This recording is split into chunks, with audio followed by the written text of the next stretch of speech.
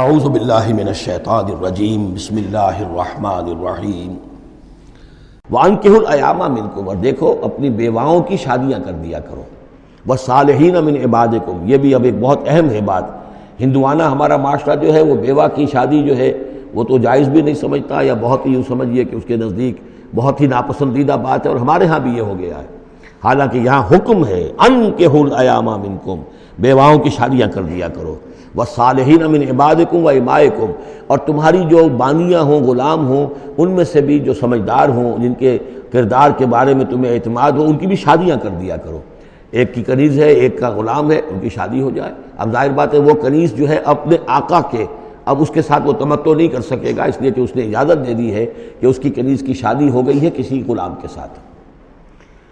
والصالحین من عبادکم و امائکم ان یکونوا فقراء، اگر وہ فقیر ہوں گے، مہر وغیرہ دینے کی ان کے اندر ہمت نہیں ہے، صلاحیت نہیں ہے، یغنہم اللہ من فضلہ، تو ہو اللہ تعالیٰ ہو سکتا ہے کہ ان کو اپنے فضل سے غنی کر دے۔ واللہ واسع علیم، اللہ واسع بہت سمائی رکھنے والا، کشائش والا، کشادگی والا اور جاننے والا ہے۔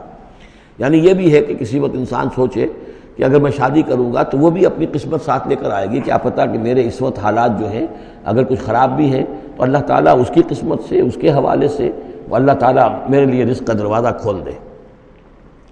وَلْيَسْتَعْفِفِ الَّذِينَ لَا يَجِدُونَ نِكَاحًا، اور جو لوگ نکاح کی قدرت بالکل نہ رکھتے ہوں، شادی کر ہی نہ سکتے ہوں، کچھ بھی نہ ہو ان کے پاس، نہ کوئی گھر ہو جس میں کہ اپنی بیوی کو رکھ سکیں، نہ کوئی نان نفقے کا سامان ہو، نہ کوئی مہر دے سکیں، وَلْيَسْتَعْفِفْ، تو انہیں چاہیے کہ وہ اپنی عفت کی حفاظت کریں، پوری طریقے سے اپنے اس جو جنسی جذبے کو کنٹرول کریں۔ الَّذِينَ لَا يَجِدُونَ نِكَاحًا حَتَّى يُغْنِيَهُمُ اللَّهُ مِنْ فَضْلِهِ، یہاں تک کہ اللہ تعالیٰ انہیں اپنے فضل سے غنی کر دے۔ وَالَّذِينَ يَبْتَغُونَ الْكِتَابَ مِمَّا مَلَكَتْ أَيْمَانُكُمْ فَكَاتِبُوهُمْ، اور تمہارے غلاموں میں سے جو تمہارے ساتھ چاہیں مکاتبت کرنا۔ یہ مکاتبت کا قاعدہ یہ تھا کہ غلام یہ طے کرتا تھا کہ جناب میں آپ کو اتنے لاکھ درہم دے دوں گا، اتنی مدت کے اندر اندر آپ مجھے آزاد کر دیجئے، تو یہ معاہدہ ہو گیا، اب وہ آزاد ہو گیا۔ لیکن آزادی اسی میں ہے کہ اسے وہ رقم اتنی عرصے کے اندر ادا کرنی ہے، اب وہ کمائے گا، محنت کرے گا، کوشش کرے گا اور وہ رقم ادا کر دے گا۔ یہ مکاتبت تھی۔ تو جو بھی تمہارے غلاموں میں سے مکاتبت چاہیں، مما ملکت ایمانکم فکاتبوہم، تو یہ مکاتبت کر لیا کرو۔ قرآن مجید نے وہ تمام راستے کھولے ہیں کہ جن سے غلاموں کی آزادی کا جو ہے آسانی کے ساتھ تدریجاً سہج انداز کے اندر ان کی غلامی کا جو ہے سلسلہ ختم ہو کر آزادی کی طرف راستہ کھل جائے۔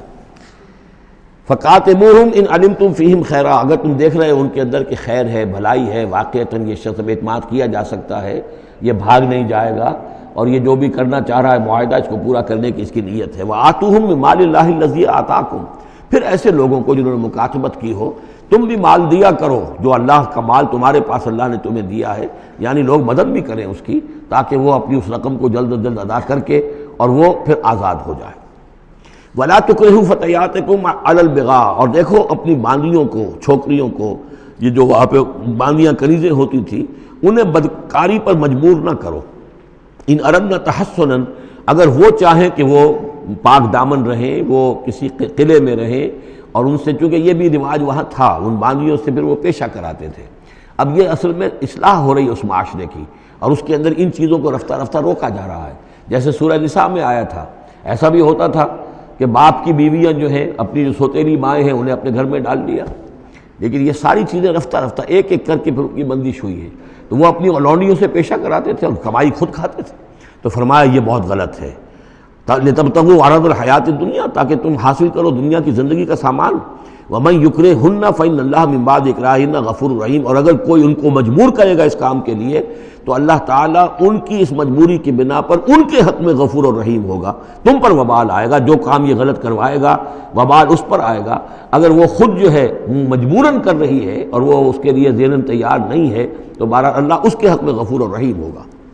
وَلَقَدْ أَنزَلْنَا إِلَيْكُمْ آيَاتٍ مُبَيِّنَاتٍ، اور دیکھو ہم نے نازل کر دی ہیں تمہاری جانب یہ روشن آیات، وَمَثَلًا مِّنَ الَّذِينَ خَلَوْا مِن قَبْلِكُمْ، اور وہ ساری باتیں بھی ہم نے بتا دی ہیں کہ جو ان لوگوں میں تھیں جو تم سے پہلے تھے۔